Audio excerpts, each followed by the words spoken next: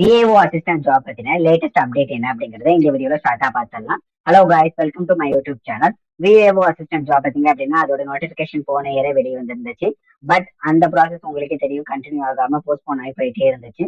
So அதை பத்தின latest update ஏதாச்சும் இருக்கா அப்படின்னு நம்மளோட ப்ரீவியஸ் வீடியோல நிறைய பேர் கமெண்ட் பண்ணிட்டு இருந்தீங்க.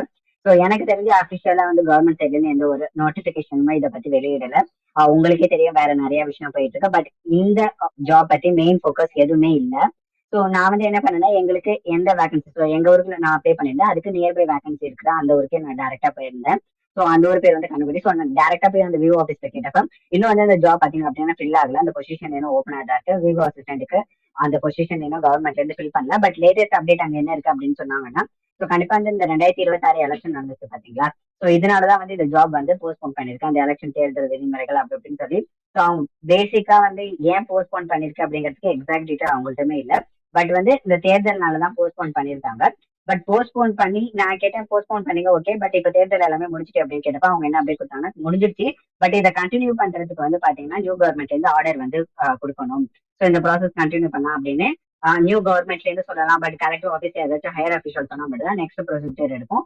அதே மாதிரி பாத்தீங்கன்னா உங்களுக்கு அந்த சைக்கிள் டெஸ்ட் அந்த ப்ராசஸ் எல்லாமே வந்து போகும் அப்படிங்கிற மாதிரி சொல்லியிருந்தாங்க. ஸோ இதே தான் பாத்தீங்க அப்படின்னா தாசில்தார் ஆஃபீஸ்ல கேட்டப்ப சேம் ப்ராசஸ் தான் சொல்லியிருந்தாங்க.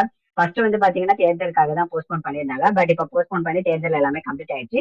நெக்ஸ்ட் என்ன பண்ணுவாங்க அப்படின்னு பாத்தீங்கன்னா, இதை பத்தின அபிஷியல் இன்ஃபோ ஏதாச்சும் வந்துடுச்சுன்னா அதை பேஸ் பண்ணி மட்டும் தான் ப்ரொசீட் பண்ண முடியும். இப்ப அவங்க தான் வந்து ஒரு ஓன் டெசிஷன் எடுத்துட்டு போக முடியாது.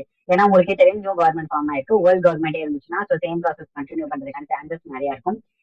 இந்த டிபார்ட்மெண்ட்டுக்கு அப்படின்னு ஸ்பெசிபிக்கா ஒரு மினிஸ்டர் வருவாங்க. ஆப்வியஸ்லி அவங்கள்ட்ட வந்து அப்டேட் கேட்டு அவங்களோட நோட்டிபிகேஷன் என்னவோ அதை பொறுத்து தான் வந்து நம்ம ப்ரொசீட் பண்ற மாதிரி இருக்கும்.